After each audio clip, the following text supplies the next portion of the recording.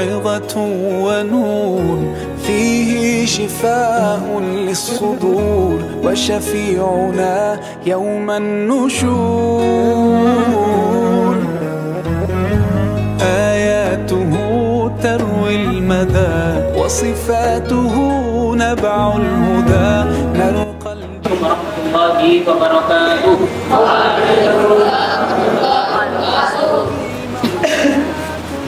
Alhamdulillahirabbil alamin wa bihi nasta'inu ala umuri dunya wad din. Wassalatu wassalamu ala asyrofil anbiya'i wal mursalin nabiyyina wa maulana Muhammadin wa ala alihi wa ashabihi ajmain, amma ba'du. Para santri, para tulab, anak-anak sekalian yang kami banggakan, alhamdulillah. Ya, hari ini kita kembali untuk mendengarkan sebuah motivasi.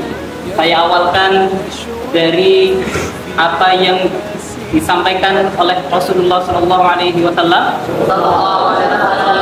di dalam salah satu hadisnya. Beliau menyampaikan bahwa Allah Subhanahu wa Ta'ala pernah mengazab sebuah kaum, sebuah kampung, di mana kampung tersebut ketika disampaikan, diteliti, ternyata banyak orang-orang soleh. Kemudian malaikat bertanya kepada Allah, "Ya Allah, kenapa engkau azab kaum ini? Kenapa engkau azab kampung ini? Padahal di kampung tersebut banyak orang soleh, banyak orang-orang yang di situ melaksanakan sholat jamaah, melaksanakan sholat tahajud, ya. Banyak di antara mereka yang rajin untuk tilawatul Quran, untuk puasa."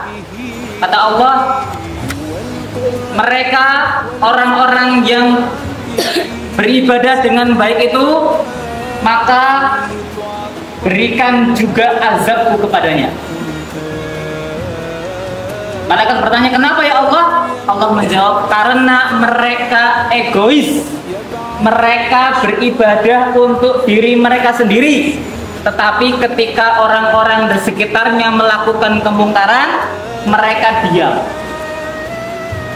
Mereka tidak mau menjadikan orang-orang di sekitar mereka yang melakukan kemungkaran itu bersama-sama dengannya untuk beribadah, untuk bersama-sama taat kepada Allah, untuk bersama-sama takwa kepada Allah.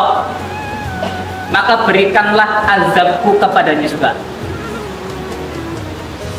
Teman-teman sekalian, ini menjadikan tanda bagi kita bahwa sekedar berbuat baik untuk diri sendiri saja tidak cukup untuk menghindarkan azab Allah kepada kita.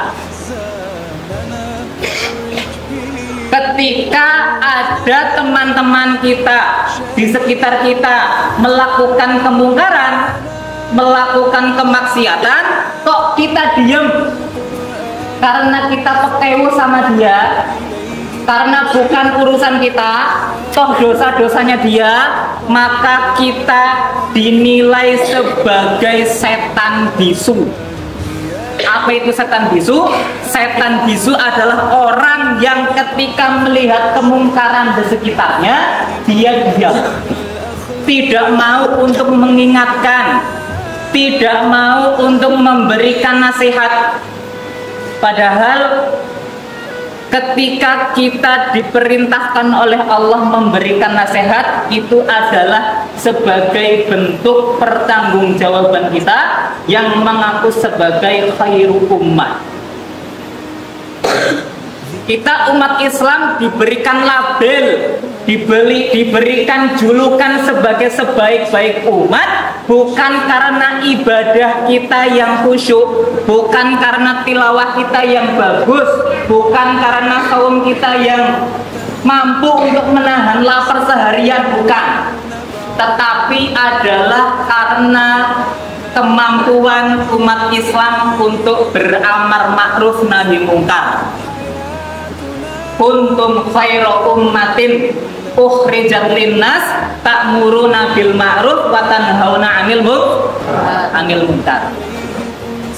maka itu adalah perintah Allah untuk kita. Perintah Allah untuk kita. Untuk bagaimana? Untuk ketika kita melihat ada kemungkaran di sekitar kita, maka kita lakukan nahi mungkar. Ketika ada hal-hal yang kemudian menjadikan teman-teman di sekitar kita kurang semangat dalam beribadah, maka kita amar ma'ruf. Apa amar ma'ruf nahi mungkar? Amar ma'ruf berarti memerintahkan kepada yang baik, nahi mungkar melarang kepada yang buruk. Ya. Itu tugas kita. Adapun ketika orang yang kita nasihati, orang yang kita ingatkan itu kok kemudian berubah atau tidak, itu urusan Allah.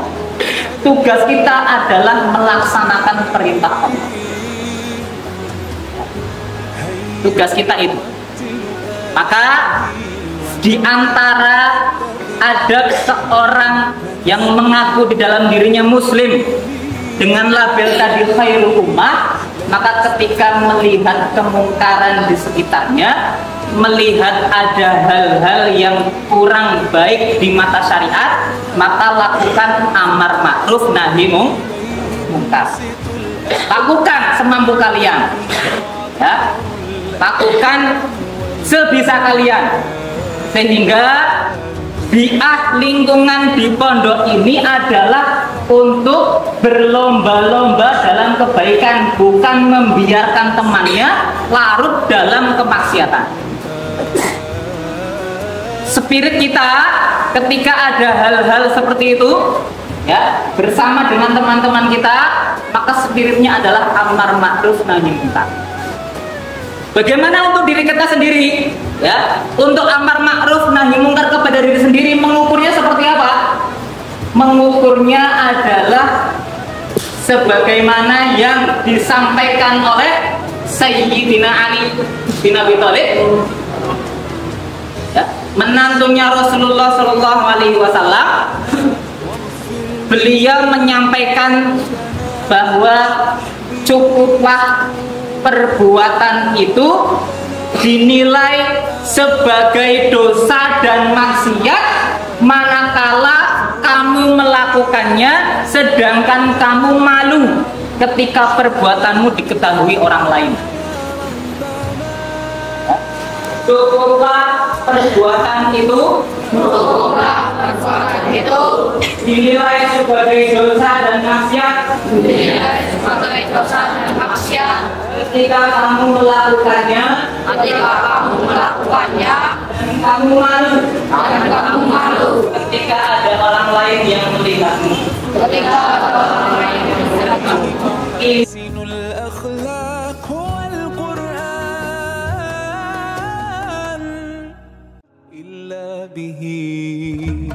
هو القرآن والفرقان إليه تنصت الأكوان وفيه تعطر الآذان والقرآن ضياء يملأ الآفاق ونور يبعث الأشواق وفيه محاسن الأخلاق والقرآن